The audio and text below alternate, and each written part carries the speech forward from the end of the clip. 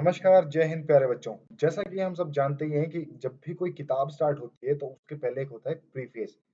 हम कहते हैं पहला पन्ना या प्रस्तावना, तो उस किताब के बारे में कुछ बताया जाए। ऐसी एक किताब का नाम है द कॉन्स्टिट्यूशन ऑफ इंडिया, जिसमें भारत का संविधान, और भारत का संविधान मतलब कि भारत के कानून का ग्रंथ, कि भारत में कानून किस हिसाब से चलेगा उसको डिफाइन करने वाली एक किताब। और उसी के साथ उसका आता है एक प्रस्तावना जिसको हम कहते हैं प्रियम्बल। तो आज हम अपनी क्लास में डिस्कस करेंगे the preamble to the constitution of India, Bharat के संविधान की प्रस्तावना। तो आप सभी लोग जानते होंगे और आपने ये अपनी एनसीईआरटी की किताब में पहले पन्ने पर देखी भी होगी, जब एक पूरा तरीके से आता है पहला पन्ना जिसमें लिखा होता है भारत की प्रस्तावना, preamble to the constitution of India. तो ये किसने दिया था? The preamble was given by the Jawaharlal Nehru and it was moved as a objective resolution. तो जब भारत की संविधान सभा बनी, संविधान सभा कब बनी? 9 दिसंबर 1946 को, 9 दिसंबर 1946 को हमारी संविधान सभा बनी। और 4 दिन बाद 13 दिसंबर 1946, 13 दिसंबर 1946 को जवाहरलाल नेहरू जी ने एक ऑब्जेक्टिव रेजोल्यूशन पास किया, एक पेश किया, जिसको हम आज प्रियम्बल के रूप में देखते हैं। ठीक है, ये यूएसए से इंस्पायर होकर लिया गया है। यूएसए का संविधान बहुत पुराना है and you can say that is the oldest, that began in 1787 में उनका संविधान लिखा गया था, और वो पहला संविधान था जो प्रियम्बल के साथ स्टार्ट हुआ। उसी की देखा देखी भारत में भी जवाहरलाल नेहरू ने ऑब्जेक्टिव रेजोल्यूशन पास किया कि हम अपना जो संविधान है वो कैसा बनाना चाहेंगे। वही सब बातें लिखी हुई थी ऑब्जेक्टिव रेजोल्यूशन में। और फिर बाद में वो 22 जनवरी 1947, जी हाँ, 22 जनवरी 1947 को वो एक्सेप्ट हो गई और वो उसको preamble to the constitution of India के तौर पर ले लिया गया। क्या है, देखते हैं, हिंदी और इंग्लिश दोनों में देखते हैं कि हमारा प्रियम्बल कैसा दिखता है। So this is constitution of India preamble. तो पढ़ते हैं एक बार। We the people of India having solemnly resolved to constitute India into a, हम भारत के लोग भारत को एक sovereign, socialist, secular, democratic Republic, कि भारत को एक संप्रभु, प्रभुत्व संपन्न, समाजवादी, पंथ निरपेक्ष, लोकतांत्रिक गणराज्य देश बनाने के लिए, and to secure to all its citizen, और उसके समस्त नागरिकों को क्या देना चाहते हैं हम? Justice, social, economical and political, liberty of thought expression, belief, faith and worship, equality of status end of opportunity, सामाजिक, आर्थिक और राजनीतिक न्याय, विचार, अभिव्यक्ति और विश्वास, धर्म और उपासना की स्वतंत्रता, प्रतिष्ठा और अवसर की समता प्राप्त करने के लिए, तथा उन सब में, and to promote among them all fraternity, assuring the dignity of individual and unity and integrity of the nation, व्यक्ति की गरिमा और राष्ट्र की एकता और अखंडता सुनिश्चित करने वाली बंधुता को बढ़ाने के लिए। In our Constituent Assembly, this 26th day of November 1949, do hereby adopt, enact and give to ourselves this Constitution. दृढ़ संकल्प होकर अपनी इस संविधान सभा में आज तारीख 26 नवंबर 1949, मिति मार्गशीर्ष शुक्ल सप्तमी, संवत 2006 विक्रमी को एकत्र द्वारा इस संविधान को अंगीकृत, अधिनियमित और आत्मसमर्पित करते हैं। तो ये है भारत का संविधान। ये उस तरीके से लिखा गया जो ऑब्जेक्टिव रेजोल्यूशन पे बेस्ड है। तो इसमें कुछ इंपॉर्टेंट आपने बातें देखी होंगी। We the people of India, हम भारत के लोग, सोवरेन संप्रभु, सोशलिस्ट समाजवादी, सेक्युलर धर्मनिरपेक्ष, डेमोक्रेटिक लोकतंत्र, रिपब्लिक गणराज्य, जस्टिस न्याय, लिबर्टी स्वतंत्रता, इक्वलिटी समता एंड फ्रेटर्निटी बंधुता, इन सब का मतलब क्या है आइए जानते हैं। We the people of India क्यों लिखा गया? क्योंकि इसका एक कारण है कि we the people of India मतलब हम भारत के लोग, भारत का संविधान जो लिखा गया है उसकी ताकत भारत के लोगों से आती है, उसकी ताकत भारत के लोगों से आती है। The constitution takes its authority from the people of India. Then sovereign, संप्रभु, that means India is free to make its internal and foreign policy free from outside influence, कि किसी भी बाहरी ताकत के प्रभाव में आए बिना भारत अपनी इंटरनल और बाहरी पॉलिसी बनाने के लिए स्वतंत्र है। देन सोशलिस्ट, समाजवादी, समाजवादी का मतलब होता है कि मीन्स ऑफ प्रोडक्शन, कि किसी भी प्रोडक्शन को बनाने के संसाधन जो है वो कौन कंट्रोल करेगा। अगर वो कोई गवर्नमेंट कंट्रोल करती है तो उसे हम कहते हैं समाजवादी, अगर उसको कोई प्राइवेट आदमी उसको कंट्रोल करता है तो उसको कहते हैं हम कैपिटलिस्ट, जैसे कि यूएसए है या यूके है। फिर सेक्युलर मतलब कि गवर्नमेंट का कोई अपना रिलीजन नहीं होगा, so the government has no religion of its own, but याद रखें will respect all the religions and will endorse none, कि हम सभी की समान रिस्पेक्ट करेंगे लेकिन किसी को एंडोर्स नहीं करेंगे। देन कम्स डेमोक्रेटिक, लोकतंत्र। आप सभी को पता है कि भारत में जब सरकार चुनी जाती है तो वो लोगों द्वारा चुनी जाती है, लोगों में से ही चुनी जाती है और लोगों के लिए ही चुनी जाती है, ठीक है। So elected by the people, from the people and for the people itself, तो that means it's a democratic. Republic, republic का मतलब होता है कि जब कोई भी हेड ऑफ द नेशन वो लोगों द्वारा चुना जाए तो उसे हम कहते हैं गणतंत्र, कि गण मतलब लोग, लोगों ने चुनकर भेजा है उसको। तो हमारे जो राष्ट्रपति हैं he is been elected by the people, not directly but indirectly, कि लोगों द्वारा डायरेक्टली तो नहीं चुने जाते, हम तो नहीं चुनते अपने राष्ट्रपति को, लेकिन हम एमएलए एमपी चुनते हैं स्टेट और अपनी पार्लियामेंट के, वो इनडायरेक्टली फिर हमारे प्रेसिडेंट को चुनते हैं। तो head of the nation is elected by the people, not a hereditary king, कि हेरिडिटरी किंग नहीं है वो। हेरिडिटरी किंग कहां पर है? That is in UK, queen Elizabeth, ठीक है, तो वो चलते ही आ रहे हैं, तो that is a hereditary king. हमारे इंडिया में क्या है, हम गणतंत्र हैं क्योंकि हमारा हेड ऑफ द नेशन जो है वो लोगों द्वारा चुना जाता है।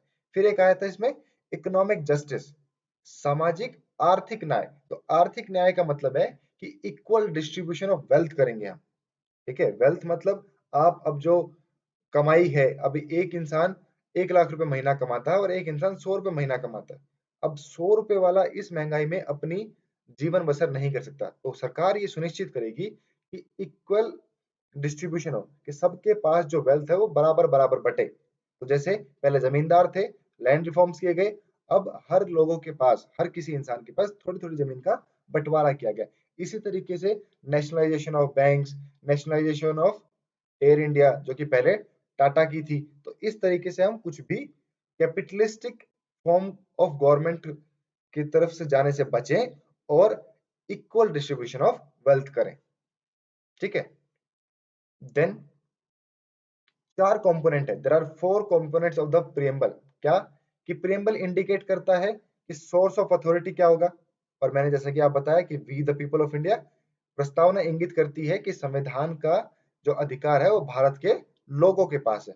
दूसरा, ये डिक्लेयर करती है कि भारत सोवरेन होगा, सेक्युलर होगा, डेमोक्रेटिक होगा एंड रिपब्लिक होगा, ठीक है, समाजवादी, धर्मनिरपेक्ष, लोकतांत्रिक और गणतंत्र होगा। तीसरा, इट स्टेट्स, इसके ऑब्जेक्टिव्स, कैसे ऑब्जेक्टिव है भाई, कि हमें जस्टिस सिक्योर करना है, अपने लोगों के लिए न्याय देना है, उनको आजादी देनी है, लिबर्टी देनी है, इक्वलिटी लानी है हर किसी के बीच में, कि कोई भी अगर आईएफएस आईएएस या ऑफिसर बनना चाहे तो हर किसी को समान आप मौके दें, अवसर दें, और सब बराबर हैं कानून की निगाह में, चाहे वो राष्ट्रपति हो, जब तक कि वो राष्ट्रपति है तब तक की शायद उसे कुछ छूट मिल सकती है, लेकिन हर कोई बराबर है। कोई गुनाह करेगा उसे सजा भी बराबर मिलेगी, और अगर कोई वैकेंसी है चाहे वो राष्ट्रपति की ही क्यों ना हो, तो हर किसी इंसान को बराबर का मौका दिया जाए कि वो उस गद्दी पर जाके बैठ सके। तो equality to all its citizen, और हम प्रमोट करेंगे फ्रेटर्निटी, बंधुता। Then fourth, it mentions the date. कौन सी डेट मेंशन करती है भाई? नवंबर 26 1949, 26 नवंबर 1949। इस तारीख को क्या हुआ था? हमने अपना कॉन्स्टिट्यूशन अडॉप्ट किया था। याद रखें, not implemented, implemented later on 26 January, but it was adopted on 26 November. Okay, then comes कि अब जब 26 नवंबर को हमने अडॉप्ट कर लिया, 26 नवंबर को हमने ये अडॉप्ट कर लिया और इम्प्लीमेंट 26 जनवरी को किया है, तो इस बीच में अडॉप्ट करने का मतलब क्या हुआ? आइए समझते हैं कि 26 नवंबर 1949 को हमने अपना संविधान जो है वो अडॉप्ट कर लिया, जो कि प्रियम्बल में लिखा है। इसका मतलब क्या है कि अब से कुछ चीजें लागू हो जाती है। पहली, आर्टिकल 5 टू 11, दैट इज नागरिकता, सिटीजनशिप। तो हमने पिछली वीडियो में देखा कि एक क्वेश्चन भी पूछा गया था कि जब हमारा संविधान 26 नवंबर 1949 को लागू हुआ तो कौन कौन से प्रावधान इफेक्ट में आए? तो नागरिकता का कानून आया। देन इलेक्शन, चुनाव, article number 324। Then article 60, oath of the president, राष्ट्रपति की शपथ। उसके बाद आर्टिकल 366, 367 की इसमें संविधान में जो भी बातें लिखी गई हैं उसकी डेफिनेशन और इंटरप्रिटेशन क्या होगी। और आर्टिकल 392 की पावर ऑफ प्रेसिडेंट क्या है? टू रिमूव द डिफरेंसेस, कि अगर कोई भी मतभेद होता है तो राष्ट्रपति की शक्तियां क्या है कि वो उन डिफरेंसेस को खत्म कर सके। तो देखते हैं दोस्तों कि ऐसा क्यों किया गया। कि सबसे पहले तो हमें अगर इलेक्शन कराने, क्या है, अब भारत तो डेमोक्रेटिक है, अब डेमोक्रेटिक है तो पहले सरकार चुनी जाएगी लोगों द्वारा। अब लोग भारत के कौन होंगे? तो सबसे पहले हमने क्या दिया? लोगों, भारत के लोगों को नागरिकता दी। नागरिकता दी तो चुनाव कराने के लिए इलेक्शन कमीशन को उसकी शक्तियां दी। ठीक है, फिर अगर कोई दिक्कत है तो फिर प्रेसिडेंट को नियुक्त किया और प्रेसिडेंट को पावर दी कि भाई कोई भी दिक्कत आए तो प्लीज आप डिफरेंसेस को रिमूव कर सकते हैं। ठीक है, उसके बाद फिर इलेक्शन हो जाएंगे। इलेक्शन हो जाएंगे तो कॉन्स्टिट्यूएंट असेंबली में के बाद आपकी पार्लियामेंट बन जाएगी और फिर सारी चीजें ऑटोमेटिकली होती चली जाएंगी। ठीक है, then so preamble as an, कई बार हमें ये डाउट होता है कि प्रियम्बल क्या है। अब किताब के बाहर एक पन्ना है जो प्रस्तावना है, तो क्या ये किताब का भाग है, क्या किताब का भाग नहीं है, क्या हम इसे अमेंड कर सकते हैं या नहीं कर सकते? So preamble is an integral part of the constitution. Preamble is an integral part of the constitution, ये संविधान का एक अभिन्न अंग है और इसकी मूल संरचना को बिना छेड़े हुए अगर हम इसको संशोधन करना चाहते हैं, अगर हम इसका अमेंडमेंट करना चाहते हैं तो वी कैन डू सो। और ये बात कही गई थी by the supreme court in Kesavananda Bharati case, Kesavananda Bharati case. ठीक है, तो याद रखेंगे आप ये कि preamble is a part of the constitution and is amendable without touching the basic structure of the constitution. Okay, और एक और बात आप याद रखेंगे कि ये प्रियम्बल इतना इंपॉर्टेंट है कि अगर संविधान में कोई भी बात ऐसी है जो दो मतलब निकालती हो, ठीक है, मतलब वो एम्बिगुअस है कि इसका ये मतलब भी निकाल सकता हूं और दूसरा मतलब निकालना चाहूं तो वो भी निकाल सकता हूं, तो ऐसी किसी भी कंडीशन में हम अपने प्रियम्बल को पढ़ेंगे, सुप्रीम कोर्ट अपने प्रियम्बल को पढ़ेगा और प्रियम्बल जो इंगित करता है उसी बात का मतलब निकाला जाएगा। तो अगर प्रियम्बल के हिसाब से पहली वाली बात सही निकलती है तो हम पहली ही बात को ही मानेंगे, दूसरी को नहीं मानेंगे, चाहे वो कितनी भी सही बैठती हो उस टाइम पे। ठीक है, so amendment to the parliament of amendment to the preamble of Indian constitution, इसमें सिर्फ आज तक एक ही बार अमेंडमेंट हुआ है, वो भी 1976 में by 42nd constitution amendment act, 42वें संविधान संशोधन अधिनियम से, 42वें संविधान संशोधन अधिनियम से 1976 में इसमें अमेंडमेंट किया गया और तीन शब्द, कौन कौन से तीन शब्द? समाजवादी, सोशलिस्ट, धर्मनिरपेक्ष सेक्युलर और इंटेग्रिटी, अखंडता को जोड़ा गया। अब इसको आप ऐसे भी याद कर सकते हैं SIS, ये एक सिक्योरिटी गार्ड की कंपनी भी है, तो याद करने का तरीका है सिस को ऐड किया गया, socialist, integrity and secular in 1976 by 42nd constitutional amendment act. This is all about the preamble, and that is enough and more than enough, I should say, for your NDA exam. I hope you will learn this and this class will be beneficial for you. चलिए, आज की हमने preamble को पढ़ा। आज आप preamble याद करेंगे और अगली क्लास में हम आएंगे with states and union territories. States and union territories article number 1 to 4 हम अगली क्लास में डिस्कस करेंगे। और हमारे भारत के कितने राज्य हैं, कौन कौन सी यूटीज हैं, उनकी कैपिटल क्या है, कैसे बनते हैं और किसकी उसमें हस्तक्षेप होता है, ये सभी हम अगली क्लास में डिस्कस करेंगे। तब तक के लिए जय हिंद, जय भारत। मिलते हैं अगली क्लास में। धन्यवाद।